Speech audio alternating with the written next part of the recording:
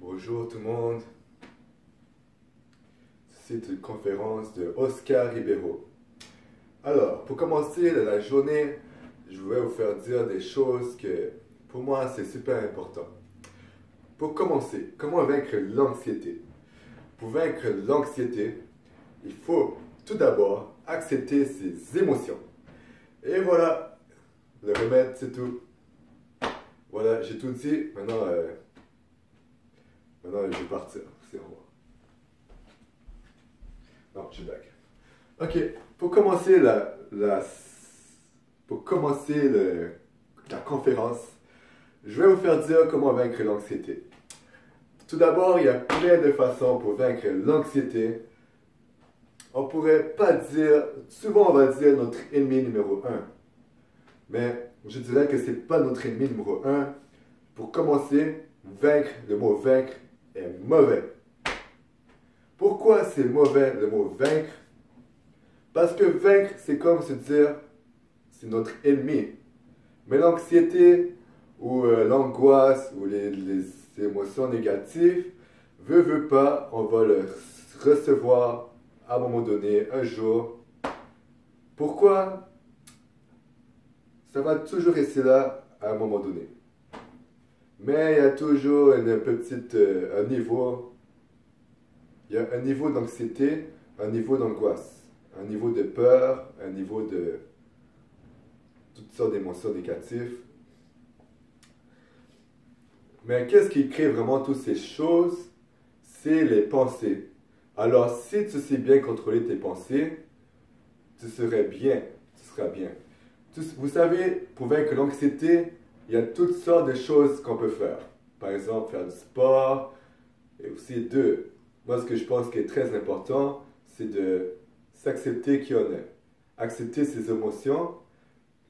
Pour commencer, ça c'est la base. Dans toutes les choses, il faut accepter qui on est, accepter ses émotions, rester calme. Parce qu'il faut rester calme parce que si c'est comme la base en premier pour faire quelque chose de plus. Il faut savoir contrôler son corps, savoir c'est quoi notre limite. Parce que si on essaie de toujours aller loin, il faut accepter en premier ce qui est dans notre environnement. Parce que c'est super important. C'est super, méga, giga important.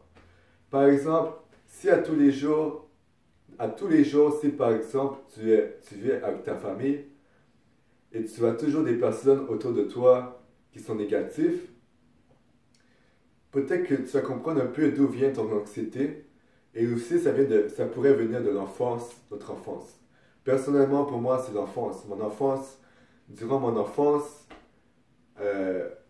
à chaque fois, j'allais vers mes personnes, mon membre de la famille, et j'arrêtais pas de leur demander est-ce que tu veux jouer avec moi? Je commençais à prendre la parole, puis personne vraiment m'écoutait. Sinon, mes seuls amis, c'était les personnes de la ruelle, mes amis de ruelle. Quand j'étais jeune, j'avais seulement 7 ans, 6 ans ou 8 ans, je n'ai aucune idée. Donc, peut-être 6 ans, 7 ans. Mais tu vois, ce sont des choses comme ça qui nous fait rester dans la tête. Et il faut savoir un peu d'où ça vient l'anxiété. C'est super important, il faut savoir d'où vient l'anxiété. Parce que c'est un peu notre inconscience, dans le sens... C'est comme un peu notre conscience, dans le sens que on pense que c'est pas ça. On pense souvent trouver la solution. Et on se dit, bon, c'est pas très important. Mais en réalité, c'est super important de savoir que d'où vient exactement l'anxiété. D'où vient ce qui fait en sorte que on a cette anxiété en nous. Moi, c'est vraiment le fait que personne ne m'écoutait. Je me sentais tout d'un coup comme une ordure. Et après un déménagement de maison, j'ai tout de suite changé de personne qui j'étais. Je me suis tout de suite renfermé pendant des années, de deuxième année de primaire jusqu'à sixième année de primaire. Ça, c'était déjà comme plein d'années où j'étais juste... Je me renfermais hein, dans le sens que j'avais mes amis aussi à moi, je pouvais sortir avec eux un peu, etc. Ça faisait vraiment du bien parce que moi, si j'aurais pas eu d'amis des amis, ben, je serais carrément vraiment plus que le mot renfermé. Mais en classe, je parlais pas beaucoup, mais en dehors de la classe, je voyais mes amis. Mais tu sais, quand la plupart du temps, tu es en classe, puis que tu n'as pas tes amis avec qui parler, tu n'as personne vraiment avec qui parler, la majorité du temps, quand tu es à l'école, tu es en classe, puis tu sais, j'avais pas d'amis, vraiment, je te le dis, j'avais vraiment pas d'amis en classe, vraiment aucunement. Puis mes amis étaient dans d'autres classes, ça me faisait mal parce que j'avais pas d'amis. Je me répète encore, mais je me sentais toujours seul. Et après, ensuite, j'allais au secondaire, de secondaire 1 jusqu'à secondaire 3. J'étais aussi tout seul, mais j'avais aussi mes amis en dehors de la classe aussi. Donc, je me sentais bien aussi, mais dans une autre part, comme la majorité du temps, j'étais en classe, ben, c'est mauvais, vous savez, c'est super mauvais.